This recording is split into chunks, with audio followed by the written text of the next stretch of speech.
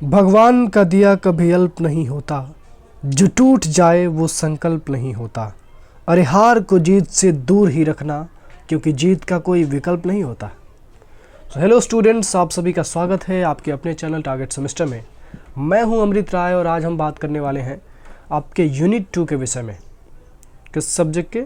Micro economics. आप screen पे topic देख पा रहे होंगे और आप रिलेट कर पा रहे होंगे कि this topic is related with your micro economics subject और ये यूनिट 2 का कंटेंट है। तो सबसे पहले हमको आज बात करना है कि कंज्यूमर क्या होता है, कंज्यूमर बिहेवियर क्या होता है, यूटिलिटी क्या होता है और यूटिलिटी को एनालाइज कैसे करते हैं। That means we have to study the whole content from very grasp. हमको बिल्कुल ग्रास रूट लेवल से पढ़ना है और इस प्रकार से पढ़ना है कि हमको हर एक चीज़ समझ में आए। तो सबसे पहले let's discuss who is consumer. Consumer कौन है पहले ये जानते हैं। तो according to consumer protection act 2019, क्या? According to consumer protection act 2019, consumer means a person who buys goods and services for the consideration which may be fully paid, partly paid, partly promised and under any system of deferred payment. यानी consumer का मतलब एक ऐसा व्यक्ति जो सामान या फिर सेवाएं खरीदता है और वो उन सामान और सेवाओं के बदले में पेमेंट करता है। अब वो पेमेंट तुरंत कर सकता है, कुछ देर बाद कर सकता है, आधा पेमेंट अभी कर सकता है, आधा बाद में कर सकता है, या फिर वो किसी भी तरह के क्रेडिट पेमेंट का इस्तेमाल कर सकता है। तो कैसा व्यक्ति जो सामान और सेवाएं खरीदता है और उसके बदले में वो कंसिडरेशन देता है in the form of money, उसको हम कंज्यूमर कहते हैं। और आपके साधारण भाषा में यदि कंज्यूमर की बात करें तो consumer means the person who buys goods and services for the satisfaction of his wants. यानी एक ऐसा व्यक्ति जो अपने इच्छाओं की पूर्ति के लिए सामान और सेवाओं को खरीदता है और जिससे वो अपनी इच्छा को तृप्त करता है, अपने आप को संतुष्ट करता है, तो उस व्यक्ति को हम कंज्यूमर कहते हैं। So first thing that we have cleared that what is consumer and who is consumer. Consumer कौन होता है, कंज्यूमर क्या है। Now let's discuss what is consumer behavior. Consumer behavior क्या होता है? तो consumer behavior का मतलब होता है कि the way in which a consumer act or behave, यानी जिस तरह से consumer act करता है, जिस तरह से consumer behave करता है, उसी को हम consumer behavior कहते हैं। अब ये बहुत ज़्यादा सिंपल हो गया, थोड़ा सा इसको टेक्निकल करते हैं। कंज्यूमर बिहेवियर का मतलब होता है कि एक कंज्यूमर अपने इनकम को किस प्रकार के गुड्स एंड सर्विसेज पे स्पेंड करता है, उसकी जब हम स्टडी करते हैं तो this is called theory of consumer behaviour, या फिर सिंपल लैंग्वेज में study of consumer behaviour. So the theory of consumer behaviour describes how consumers by different goods and services, and consumer behavior also explains how a consumer allocates his income in relation to the purchase of different commodities and how price affect his or her decision. यानी theory of consumer behaviour की मदद से हम ये जानते हैं कि consumer अपना सामान, अपना पैसा किन सामान और सेवाओं पे लगाता है, किन सामान और सेवाओं पे स्पेंड करता है। और इसके साथ साथ कंज्यूमर बिहेवियर हमें ये भी बताता है कि कंज्यूमर अपने इनकम को कैसे एलोकेट करता है different kind of goods and services में। अब आपका पेपर थियोरेटिकल होने वाला है तो you should have sufficient content to write, ठीक है। और ये सफिशिएंट कंटेंट आपको स्क्रीन पे दिख रहा है, उससे ज़्यादा कंटेंट जो मैं एक्सप्लेन कर रहा हूँ it will be more useful for you, but you have to keep it in your mind, you have to retain it for a long period of time until your exam, ठीक है। till then your exam is coming. So let's move forward. The second one thing is that consumer choice and budget constant. अब देखिए, हमारी इच्छा तो होती है कि हम सब कुछ खरीद लें, हम ताजमहल भी खरीद लें, हम BMW भी खरीद लें, हम रोल्स रॉयस भी खरीद लें, हम दुबई का बुर्ज खलीफा भी खरीद लें, हम 5 स्टार होटल्स को भी खरीद लें। लेकिन क्या ये पॉसिबल है? नहीं। क्यों पॉसिबल नहीं है? Because there is a budget constant. हमारे पास जो पैसा है वो पैसा सीमित है, and with the limited money we can buy limited resources. और इस सीमित पैसे के साथ हम सीमित संसाधन को ही खरीद सकते हैं। सो consumer choice and budget constant, let's discuss. The first one thing is that rational behaviour. Rational behaviour का मतलब क्या होता है? जो सामान्य कंज्यूमर सामान्य तरीके से बिहेव करता है। जैसे हम और आप, यदि हमारे जेब में पैसा होगा तभी तो हम कुछ खाएंगे, ऐसा तो नहीं हुआ कि हमारे जेब में पैसा नहीं है और हमको कोई अनावश्यक काम करना है, जैसे हमको कोई ज़रूरत नहीं है इस समय और हमको जाना है पार्टी करने, तो क्या हम कर्ज लेके करेंगे? तो this is not a rational behaviour. जब भी आपके पास पैसा होगा तभी तो आप जाएंगे। मतलब रेशनल बिहेवियर मतलब नॉर्मल बिहेवियर जो होता है, एक जो नॉर्मली व्यक्ति बिहेव करता है, उसका बुद्धि उद्धि ठीक हो, पागल उगल ना हो, ठीक है, तो उसी को हम रेशनल बिहेवियर कहते हैं। So as we know money is scarce, हम सभी को पता है कि पैसा काफ़ी सीमित है, बड़ा कम है और सबको चाहिए कि हमको पैसा मिले। Due to this scarcity of money, consumers tend to be rational in their purchasing decision।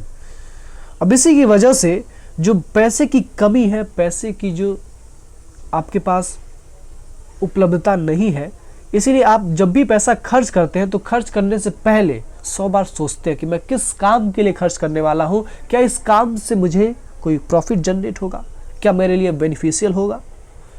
So consumer would spend his money on the best possible place और product that guarantees him utility or a sense of satisfaction। एक consumer अपना पैसा वही लगाता है जहां से या तो उसको यूटिलिटी मिलती है या तो उसको सेंस ऑफ सेटिस्फैक्शन यानी संतुष्टि मिलती है। The rational behavior of consumer also means that buyers only purchase goods and services only when needed rather than wasting money on things that have no immediate use as of now। यानी rational behaviour का मतलब ये भी होता है कि consumer अपना पैसा वहीं लगाए जहां से उसको कोई प्रॉफिट जनरेट हो रहा है, जहां से उसको थोड़ा सा बेनिफिट हो रहा है, उसको सेटिस्फैक्शन डिराइव हो रहा है। कंज्यूमर कभी पैसा वहां नहीं लगाता है। कौन कंज्यूमर? जिसका रैशनल बिहेवियर होता है, वो वहां कभी पैसा नहीं लगाता है जहां पे उसका पैसा बर्बाद हो रहा है, जहां पे उसको पता है कि मैं पैसा लगाऊंगा, इसका कोई रिटर्न नहीं है, हमको कोई सेटिस्फैक्शन डिराइव होने वाला नहीं है। तो एक रैशनल बिहेवियर वाला कंज्यूमर कभी वहां पैसा नहीं लगाएगा। तो व्हाट अबाउट प्रेफरेंसेस? हर एक कंज्यूमर का अपना अपना प्रेफरेंस होता है, जैसे आपका भी प्रेफरेंस होता है। किसी को बर्गर पसंद होता है, किसी को समोसे पसंद होते हैं, किसी को पकौड़ियाँ पसंद होती हैं, किसी को चिकन पसंद होता है, किसी को मटन पसंद होता है, सॉरी। तो ये सारे आपके प्रेफरेंसेस हैं। वैसे ही हर एक कंज्यूमर, आप भी तो कंज्यूमर ही ना, तो हर कंज्यूमर के प्रेफरेंसेस होते हैं for certain of the goods and services that are available in the market. यानी वो जो प्रेफरेंसेज होते हैं वो कुछ चुनिंदा, कुछ निश्चित गुड्स एंड सर्विसेज के लिए होते हैं। ऐसा नहीं होता कि हम हर चीज़ के लिए हमको हमारा प्रेफरेंस बन जाए। हर चीज़ मतलब हमारे लिए खेलना भी प्रेफरेंस बन जाए, हमारे लिए पढ़ना भी प्रेफरेंस बन जाए, हमारे लिए बॉक्सिंग भी प्रेफरेंस बन जाए, हमारे लिए रीडिंग भी प्रेफरेंस बन जाए। हमारे लिए दुनिया की हर एक चीज़ प्रेफरेंस तो नहीं बन सकती है। मतलब कुछ certain goods and services he preference बन सकती है। So buyers also have a good idea of how much marginal utility they will get from successive units of the various products they might purchase। यानी buyers के पास इसका भी अच्छा idea होना चाहिए कि जो भी वो यूनिट्स कंज्यूम कर रहे हैं, जो भी वो गुड्स कंज्यूम कर रहे हैं, उन गुड्स के सक्सेसिव यूनिट से उनको कितना मार्जिनल यूटिलिटी डिराइव होगा। Now what is meaning of marginal utility? तो let me clear you. Economics में मार्जिनल का मतलब हमेशा एडिशनल होता है। क्या होता है? एडिशनल। बोलिए स्क्रीन के पीछे, हम मैं देख तो नहीं रहा हूँ लेकिन आप स्वयं से ईमानदार बनिए। Marginal means additional. तो अगर बायर एक ही गुड्स के डिफरेंट यूनिट्स को कंज्यूम कर रहा है, फॉर एग्जांपल आपने बर्गर खाने का डिसीजन लिया, आपने एक बर्गर खाया, फिर 2, फिर 3, फिर 4, फिर 5, फिर 6, ऐसे करके आप यूनिट्स बढ़ाए जा रहे हैं। तो आप ये भी तो देखेंगे कि हमको हर एक एडिशनल यूनिट से कितना सेटिस्फैक्शन डिराइव हो रहा है। So this is called marginal utility. Marginal utility means additional satisfaction that you are getting from consumption of a additional unit of a commodity. However, the amount of marginal and total utility that the people will get will be different for every individual in the group because all individuals have different tastes and preferences. हालांकि ऐसा भी हो सकता है कि जो goods and services आप consume कर रहे हैं वही गुड्स एंड सर्विसेज आपका दोस्त भी कंज्यूम कर रहा है। आप भी 5 बर्गर खा रहा है, वो भी 5 बर्गर खा रहा है, लेकिन आपका जो 5 बर्गर खाने से टोटल यूटिलिटी यानी टोटल सेटिस्फैक्शन और मार्जिनल सेटिस्फैक्शन यानी एडिशनल सेटिस्फैक्शन डिराइव हो रहा है, वो आपके दोस्त के टोटल सेटिस्फैक्शन और एडिशनल सेटिस्फैक्शन से डिफरेंट हो। समझ में आया? थोड़ा सा टेक्निकल हो रहा है। फॉर एग्जाम्पल आपने 5 बर्गर खाया और 5 बर्गर खा के आपको तो बिल्कुल आनंद आ गया, मतलब दुनिया की सबसे बड़ी खुशी मिल गई।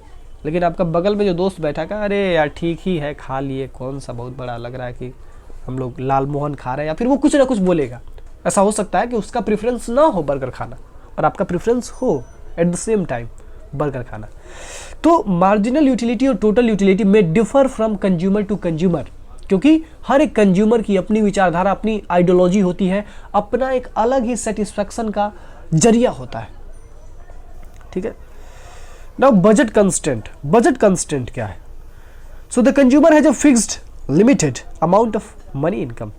Every consumer faces a budget constant. There is definite infinite demand but limited income. Consumer budget constant, सबसे पहले समझिए कांस्टेंट मतलब क्या होता है। कांस्टेंट मतलब होता है बाधा। क्या? बाधा। बजट मतलब इतना समझिए आपकी इनकम। बजट मतलब तो कुछ और ही होता है, आपका एक स्टेटमेंट जिसमें आप एस्टिमेटेड इनकम और एस्टिमेटेड एक्सपेंडिचर का पूरा स्टेटमेंट बनाते हैं, लेकिन यहाँ पे समझिए बजट मतलब इनकम। तो आपके पास इनकम का कांस्टेंट है, यानी आपके पास इनकम की बाधा है। आप चाहते तो दुनिया में सब कुछ हासिल करना है, but you have limited income and you can not get everything with the limited income. You can get limited things with the limited income. So the consumer has a fixed limited amount of money income. Every consumer faces a budget constant. There is infinite demand but limited income. क्या गजब की line है कि यहाँ पे दुनिया में infinite demand है, मतलब अनंत मांग है, लेकिन उस अनंत मांग को पूरा करने के लिए हमारे पास सीमित पैसा है, सीमित आय है। So we cannot complete the infinite demand with a limited income. So what we have to do? We have to increase our income potential. अब वो इंक्रीज तब होगा when you will become a professional, when you will become a manager, a chartered accountant, a company secretary, a cost and management accountant. तो लग जाइए आज ही से तैयारी में, बनाइए अपना इतिहास, कमाइए खूब पैसे, ठीक है, और अपने इस इनफाइनाइट डिमांड को अपने इनफाइनाइट इनकम से अचीव करिए। ठीक है, चलिए, तो ये तो रहा topic budget constant. Budget constant का मतलब ये है कि कंज्यूमर चाहता तो सब कुछ खरीदना है, but he cannot purchase because the income that he has is limited. जो इनकम उसके पास है वो लिमिटेड है। Now prices. So goods are scarce because of the demand for them. हमारे समाज में, हमारे सोसाइटी में, हमारे कंट्री में जो भी गुड्स हैं वो स्केर्स हैं, यानी वो कम है, लेकिन उनका डिमांड बहुत ज़्यादा है। Each consumer's purchase is a part. Each consumer's purchase is a part of the total demand in a market. यानी हर एक कंज्यूमर जो परचेज करता है वो टोटल डिमांड का एक पार्ट होता है। फॉर एग्जांपल, हमारे मार्केट से रोज 100 किलो सब्जियां खरीदी जा रही, उन 100 किलो सब्जियों में से 1 किलो मैं भी खरीदता हूँ, तो वो जो पूरे 100 किलो सब्जी की डिमांड है, उस 100 किलो सब्जी की डिमांड में से एक पार्ट, 1 किलो का डिमांड मेरा भी है। So each consumers purchase is a part of total demand of market. गहराई को समझिएगा। However, since consumers have a limited income, they must choose the most satisfying combination of goods based partially on the prices. अब क्योंकि consumers के पास सीमित पैसा है, सीमित आय है, तो कंज्यूमर्स को चूज करना चाहिए ऐसे गुड्स का कॉम्बिनेशन जिससे उनको सबसे ज़्यादा सेटिस्फैक्शन डिराइव हो सकता है। So for producers, a lower price is needed in order to induce a consumer to buy more of their products. और प्रोड्यूसर के लिए क्या होता है? प्रोड्यूसर ये सोचता है कि हम अपने गुड्स एंड सर्विसेज का प्राइस कम करें ताकि हमारी सप्लाई बढ़ सके, हमारा रेवेन्यू ज़्यादा बढ़ सके। ठीक है, रेवेन्यू ज़्यादा हो सके। अब थियरीज ऑफ कंज्यूमर बिहेवियर। अब एक चीज़ यहाँ पे समझ लीजिए, आपके पूरे इकोनॉमिक्स में 2 थियरीज दी गई हैं कंज्यूमर बिहेवियर की। ओवरव्यू के हिसाब से बता रहा हूँ मैं, और भी थियरीज दी गई हैं लेकिन उतनी रेलेवेंट नहीं है, बस 2 मेन थियरीज हैं। पहला है theory of consumer behaviour, short में लिख रहा हूँ, समझ लीजिएगा। एक है उसका कार्डिनल यूटिलिटी अप्रोच, ये यू है, कार्डिनल यूटिलिटी अप्रोच, और एक है ऑर्डिनल यूटिलिटी अप्रोच। अब समझिए ये क्या होता है। कार्डिनल यूटिलिटी अप्रोच के शब्द से ये स्पष्ट है। ये जो शब्द है ना कार्डिनल, कार्डिनल शब्द का मतलब होता है something which can be measured in terms of numbers 1 2 3 4, कोई ऐसी चीज जिसको हम नंबर्स के टर्म्स में मेजर कर सकते हैं। दूसरा है ऑर्डिनल यूटिलिटी अप्रोच। तो ऑर्डिनल का मतलब होता है something which can be measured in terms of ranks and preferences, तो उसको हम ऑर्डिनल कहते हैं। अब यहाँ पे समझिए, कार्डिनल यूटिलिटी अप्रोच पे अल्फ्रेड मार्शल साहब ने कहा था कि यदि कोई भी कंज्यूमर कोई गुड्स एंड सर्विसेज को कंज्यूम करता है तो उससे उसको जो भी वांट्स और उसके सेटिस्फैक्शन उसको डिराइव होता है, उस सेटिस्फैक्शन को हम लोग नंबर्स के टर्म्स में मेजर कर सकते हैं। यानी according to Alfred Marshall, the utility or the satisfaction that a consumer is getting from the consumption of goods and services can be measured in terms of numbers 1 2 3 4। अभी हम लोग उसके विषय में डिस्कस भी करने वाले हैं डिटेल में। दूसरा है ऑर्डिनल अप्रोच। ऑर्डिनल अप्रोच को दिया था दो लोगों ने, मेन नाम एक ही आता है, एक है जे.आर. हिक्स, इन्हीं का नाम ज़्यादा आता है इसलिए हम इसको हिक्सियन एनालिसिस भी कहते हैं, और एक है R.G.D. एलन। तो आपको याद रखना है कि ऑर्डिनल यूटिलिटी अप्रोच को जे.आर. हिक्स और R.G.D. एलन जी के द्वारा दिया गया था। अब इसमें समझिए, ऑर्डिनल यूटिलिटी अप्रोच ने जे.आर. हिक्स ने कहा था कि अल्फ्रेड मार्शल साहब पगला गए हैं, इनको थोड़ा सा दिमाग लगाना चाहिए भाई। अब आप लोग कहीं कंप्लेन जाके मत करिएगा, ठीक है ना, कि अब सर बोलते हैं कि अल्फ्रेड मार्शल साहब पगला गए। अल्फ्रेड मार्शल साहब बहुत बुद्धिमान थे, just a part of joke. आपको थोड़ा सा आप भी मुस्कुराएं, थोड़ा सा स्टडी इज अबाउट इंटरटेनमेंट। आप पढ़ाई को थोड़ा सा इंटरटेनमेंट से लें तो थोड़ा सा आप इसमें मज़ा आएगा, आपको इंटरटेनमेंट होगा तो थोड़ा सा आपको इंटरेस्ट क्रिएट होगा। तो ऑर्डिनल यूटिलिटी अप्रोच का मतलब क्या है? इसमें जे.आर. हिक्स साहब ने कहा था कि कंज्यूमर के सेटिस्फेक्शन को कभी नंबर्स के टर्म्स में मेजर नहीं किया जा सकता है। लॉजिकल बात है, समझिएगा अभी।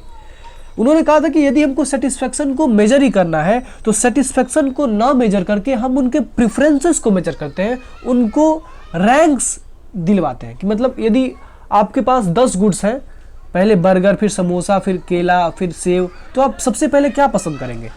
तो कोई व्यक्ति कहेगा बर्गर, यानी सबसे पहला प्रेफरेंस आपका होगा, सबसे पहला रैंकिंग होगा आपके गुड्स का बर्गर, यानी सबसे ज़्यादा पसंद आपको बर्गर है।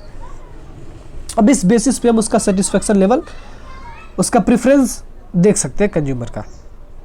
बड़ा लॉजिकल बात है यहाँ पे। अब देखिए कार्डिनल यूटिलिटी अप्रोच में क्या कहा गया कि हम नंबर्स के टर्म्स में मेजर कर सकते हैं। अब मान लीजिए आपने एक बर्गर खाया और हम सामने आ गए, आपके पूछने लगे बताओ बर्गर से तुमको क किलो संतुष्टि मिला, कितना किलो, कितना सेंटीमीटर मिला? चलो कोई बात नहीं, किलो में मत बताओ भाई, सेंटीमीटर में बता दो, कोई बात नहीं। सेंटीमीटर में नहीं बता सकते हो, चलो दूसरा ऑप्शन है लीटर में बता दो। लीटर में नहीं बता सकते हो, कोई बात नहीं, एम्पियर में बता दो। एम्पियर में नहीं बता सकते हो, सेल्सियस में बता दो। तो कहेगा यार पागल हो गए हो क्या? मतलब हमने खाया बर्गर, हमको मिली संतुष्टि, अब उसको हम कैसे किलो लीटर में जोक के बताएगा? हाँ, ये संभव है? नहीं संभव है। यानी कार्डिनल यूटिलिटी अप्रोच में जो बात कही गई थी, this is completely इनफेजिबल।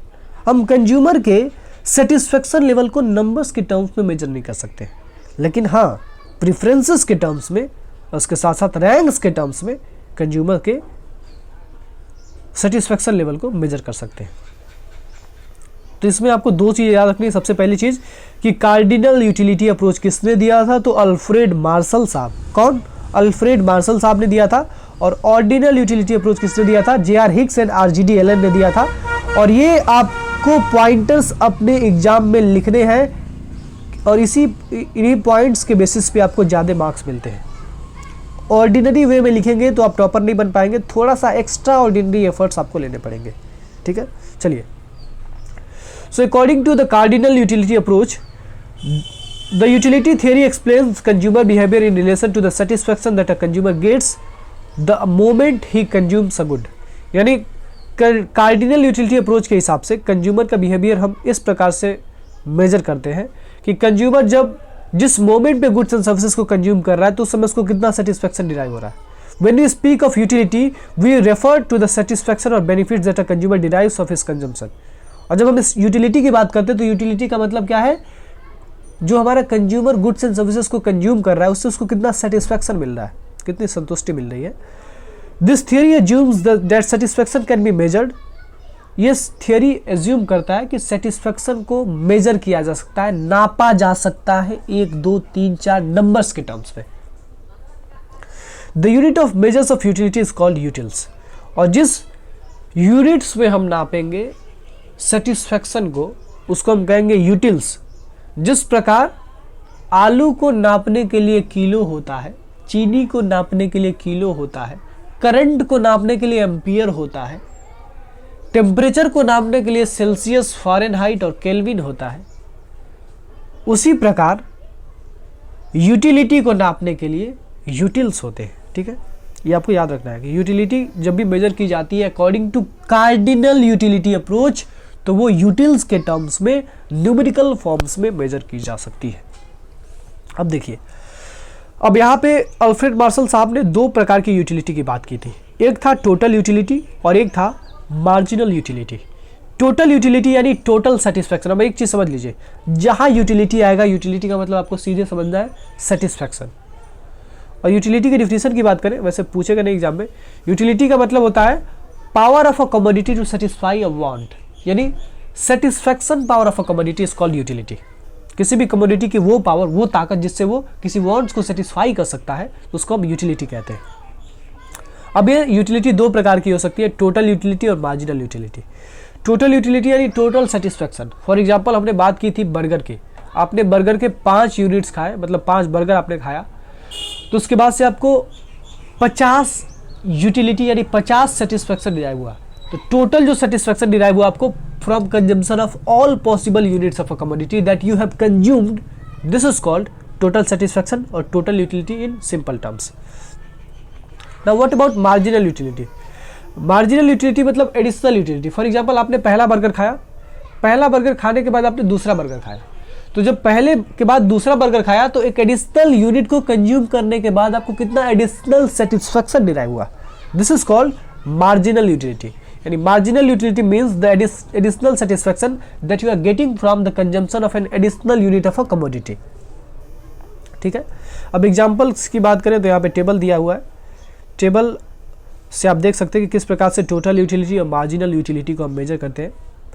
Total utility हमेशा मार्जिनल यूटिलिटी से ज़्यादा होता है, देखिए, क्योंकि जो मार्जिनल यूटिलिटी होता है वो टोटल यूटिलिटी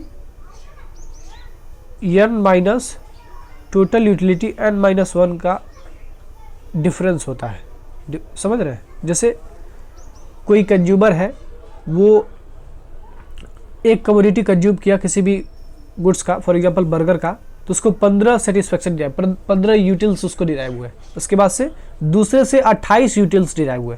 तो हम क्या कहेंगे कि 15 के बाद जब उसने दूसरा यूनिट, मतलब पहले यूनिट के बाद जब उसने दूसरा यूनिट कंज्यूम किया तो उसको 15 + 13 मोर यूटिल्स डिराइव हुए, यानी 15 तो पहले से मिल चुके से 13 और डिराइव हुए, this is called marginal utility. ऐसे ही आपको सारा मार्जिनल यूटिलिटी निकाल के दिया है, स्क्रीन पे आप देख सकते हैं। अब ये जो बात ऊपर टेबल में लिखी गई है, जो भी न्यूमेरिकल जो भी नंबर्स दिए गए हैं, उसका एनालिसिस यदि हम करें तो यहाँ पे हमको 3 चीज़ें मिलेंगी। सबसे पहली चीज़ ये मिलेगी कि जब टोटल यूटिलिटी बढ़ता है तो मार्जिनल यूटिलिटी गिरता है, यानी कम होता है। फॉर एग्जांपल यहाँ पे देखिए, यदि हम तो देखिए यहाँ पे टोटल यूटिलिटी बढ़ रहा है, 15 से 28 हुआ टोटल यूटिलिटी, समझिए यहाँ पे 15 से 28 हुआ, लेकिन मार्जिनल यूटिलिटी कम हुआ, 15 से 13 हुआ। यानी जब भी टोटल यूटिलिटी बढ़ेगा तो मार्जिनल यूटिलिटी यानी एडिशनल सेटिस्फैक्शन गिरेगा। दूसरी चीज़, जब टोटल यूटिलिटी अपने मैक्सिमम लेवल पे होगा तो मार्जिनल यूटिलिटी 0 होगा। बहुत इंपॉर्टेंट रिलेशन है, समझिएगा इसको। फॉर एग्जांपल यहाँ पे यदि हम बात करें तो यहाँ पे देखिए टोटल यूटिलिटी अपने मैक्सिमम पे है, कहाँ पे? अच्छा, इसमें तो एग्जांपल दिया ही नहीं, 64 पे है, तो मार्जिनल यूटिलिटी यहाँ पे 1 दिया है, कोई बात नहीं, ये टेबल थोड़ा सा गलत है, आप बस इस रिलेशनशिप को समझिए, ठीक है? ऐसा ही होता है, हो सकता है टेबल में कोई गलती हो गई हो, वो हमारे एंड से गलती है, उसको ठीक कर दिया जाएगा। तो टोटल यूटिलिटी जब अपने मैक्सिमम लेवल पे होता है तो उस समय मार्जिनल यूटिलिटी 0 होता है, ठीक है? अगली चीज़, जब टोटल यूटिलिटी फॉल करने लगता है यानी गिरने लगता है तो मार्जिनल यूटिलिटी नेगेटिव हो जाता है। फॉर एग्जांपल यहाँ पे देखिए आप, यहाँ पे टोटल यूटिलिटी कम हुआ, 64 से 63 हुआ, यानी 64 से 63 हुआ, तो यहाँ पे मार्जिनल यूटिलिटी जो था वो 1 से -1 हो गया। 1 के बाद 0 भी आना चाहिए था यहाँ पे, ठीक है ना? 64 यहाँ पे 2 बार होना चाहिए था, फिर यहाँ पे 0, फिर यहाँ पे 63 और यहाँ पे फिर -1, ऐसे होना चाहिए था। वो टेबल में थोड़ा सा मिसप्रिंटिंग है, कोई दिक्कत नहीं है। तो टोटल यूटिलिटी जब भी गिरेगा यानी फॉल करेगा तो उस केस में मार्जिनल यूटिलिटी नेगेटिव हो जाएगा, ठीक है? अब ग्राफ देखिए टोटल यूटिलिटी का, तो टोटल यूटिलिटी हमेशा बढ़ ही रहा है, इनिशियली बढ़ रहा है और धीरे धीरे बाद में जाके थोड़ा सा गिर रहा है, थोड़ा सा इसमें गिरावट आ रहा है। इसीलिए टोटल यूटिलिटी का ग्राफ जो होता है वो इस प्रकार से होता है, अपवर्ड स्लोपिंग होता है, लेकिन बाद में जाके थोड़ा सा बेंड होता है, थोड़ा सा नीचे की तरफ झुकता है, क्योंकि बाद में टोटल यूटिलिटी गिरने लगता है, क्योंकि मार्जिनल यूटिलिटी हमारी नेगेटिव हो गई है। अब मार्जिनल यूटिलिटी की बात करें तो marginal utility downward sloping curve होता है, जो ऊपर से नीचे की तरफ आता है। क्यों ऐसा होता है? क्योंकि जब भी हम कोई भी गुड्स कंज्यूम कर रहे होते हैं तो जितना मज़ा पहले यूनिट से आता है, मतलब जितना मज़ा आपको पहले बर्गर से आया होगा, खूब भूख लगी है आपको, खूब प्रचंड भूख लगी है और आप चले गए बर्गर की दुकान पे बर्गर खाने के लिए, तो आपको जितना मज़ा पहले बर्गर से आएगा उतना मज़ा दूसरे बर्गर से नहीं आएगा, क्योंकि पहला बर्गर आपके भूख को कुछ हद तक समाप्त कर देगा। ठीक है, इसीलिए मार्जिनल यूटिलिटी हमेशा डाउनवर्ड स्लोपिंग होता है, इसमें हमेशा गिरावट देखी जाती है। यूटिलिटी मैक्सिमाइजेशन, यूटिलिटी को मैक्सिमाइज कैसे किया जाए? Explains how consumers allocate their money income among the many goods and services available for purchase. यानी यूटिलिटी मैक्सिमाइजेशन हमको ये बताता है कि एक कंज्यूमर अपने मनी इनकम को कैसे एलोकेट करता है different kinds of goods and services में, जो मार्केट में परचेज करने के यानी खरीदने के लिए अवेलेबल है। You will be faced with problems that provide you with a consumer MU, that is marginal utility or do you derive from purchasing two goods. You will be expected to show how many of each a rational consumer would purchase. अब इसमें एक आ गया कि आपको दो problems face करने पड़ेंगे जब एक कंज्यूमर MU या फिर TU डिराइव करता है दो गुड्स को कंज्यूम करने से। यानी अभी तक जो हमने बात की, फॉर एग्जांपल इसके पहले वाला हमने केवल बर्गर की बात की। ऐसा तो नहीं होता कि कंज्यूमर केवल एक ही गुड्स परचेज करता है, हम तो कपड़ा भी खरीदते हैं, घर भी खरीदते हैं, गाड़ी भी खरीदते हैं, भोजन भी खरीदते हैं, किताबें भी खरीदते हैं, बैग्स भी खरीदते हैं, बहुत चीज़ खरीदते हैं भाई। तो यदि कंज्यूमर के सेटिस्फेक्शन को मेजर करना है तो हम केवल एक गुड्स से कैसे मेजर कर सकते हैं? क्योंकि कंज्यूमर केवल एक गुड्स को तो परचेज करता नहीं है, बहुत सारे गुड्स को परचेज कर सकता है। इसलिए इसका डुअल कमोडिटी अप्रोच आया अल्फ्रेड मार्शल साहब का। इसमें यह कहा गया कि यदि कंज्यूमर दो गुड्स को परचेज कर रहा है तब क्या होगा। तो उस केस में ये सारी चीज़ें दी गई हैं, इसको डिस्कस करेंगे तो समय ज़्यादा लगेगा। एक चीज़ आप लोग बताइए कमेंट सेक्शन में, और देखिए जो भी बच्चे आ रहे हैं चैनल पे विजिट कर रहे हैं, वीडियोस देख रहे हैं, यदि आपको हमारे एफर्ट्स अच्छे लग रहे हैं तो आप लाइक कर दीजिए और कमेंट सेक्शन में बताइए यदि हमसे कोई गलती होती है तो उन गलतियों पे हम लोग विचार करेंगे, काम करेंगे और आपको पूरी तरह से संतुष्ट करने के लिए हमसे जो भी हो सकेगा हम हर चीज़ करेंगे। बस आपके समर्थन की, आपके सहयोग की आवश्यकता है। बस थोड़ा सा सहयोग करिए, थोड़ा सा समर्थन दीजिए, बाकी हम लोग खुद संभाल लेंगे। बस आपके समर्थन और सहयोग मिलता रहे, आपका प्यार मिलता रहे, आपका कमेंट मिलता रहे, हमारी गलतियाँ दिखती रहे, हम गलतियों पे सुधार करते रहें, आपके लाइक्स मिलते रहें, ठीक है, तो हम ज़्यादा मोटिवेट होंगे और आपके लिए और भी ज़्यादा काम करेंगे। वैसे काम तो कर ही रहे हैं, ठीक है। फिर मिलते हैं अगले लेक्चर में। अगले लेक्चर में हम लोग डिस्कस करेंगे इसके विषय में। लेक्चर्स आपके ज़्यादा बड़े मैं नहीं रखना चाहता हूँ, मुश्किल से 25 से 28 मिनट के एक लेक्चर्स होंगे आपके। और आपका ये जो माइक्रो इकोनॉमिक्स है इसको भी कम से कम 10 से 15 लेक्चर्स में मैं कंप्लीट कर दूंगा। माइक्रो इकोनॉमिक्स के बाद हम लोग पूरा प्रैक्टिस करेंगे सिलेबस कंप्लीट करने के बाद। और आपका एग्जाम शायद 28 फरवरी से है, पोस्टपोन हो गया, तो हमारे पास समय भी काफ़ी बच गया है। अब इस बचे हुए समय में लापरवाही नहीं करनी है। जो फाइनेंशियल अकाउंटिंग का पहले से वीडियो बना दिया गया है, जो बच्चे पहली बार चैनल पे विजिट कर रहे हैं वो टारगेट सेमेस्टर और टारगेट गुरुकुल दोनों चैनल को सब्सक्राइब कर लें, क्योंकि दोनों ही जगह से आपको बेनिफिशियल चीज़ें मिल सकती हैं, मिल सकती है नहीं, डेफिनेटली मिलेंगी। और दूसरी चीज़ ये कि यदि आपने फाइनेंशियल अकाउंटिंग का वीडियो नहीं देखा है तो यूनिट 1 पहले से कवर हो चुका है, जाइए उसका प्लेलिस्ट बना हुआ है टारगेट सेमेस्टर चैनल पे, और वहाँ पे जाके आप फाइनेंशियल अकाउंटिंग 1 by 1 वीडियो देखिए, आपका यूनिट 1 100% क्लियर हो जाएगा। उसके बाद से हम यूनिट 2 का भी वीडियो लाने वाले हैं। फिर माइक्रो इकोनॉमिक्स खत्म हो, अभी एक यूनिट खत्म करने के बाद आपका करेंसी, बैंकिंग, एक्सचेंज पे आएंगे, और फिर डेफिनेटली हम लोग मूव करेंगे एसेंशियल्स ऑफ मैनेजमेंट और बिजनेस ऑर्गेनाइजेशन की तरफ। बस थोड़ा सा सहयोग आपका नहीं मिल पा रहा है, थोड़ा सा सहयोग दीजिए। अपने क्लासमेट्स, जितने भी आपके स्टूडेंट्स आपके कांटेक्ट में है, आपके फ्रेंड सर्कल में है, सब तक इस वीडियो को पहुंचाइए ताकि उनकी भी मदद हो सके और थोड़ा सा हमारा भी मदद हो सके, हम भी ज़्यादा स्टूडेंट्स तक पहुँच सके। ठीक है स्टूडेंट्स, फिर मिलते हैं अगले वीडियो में।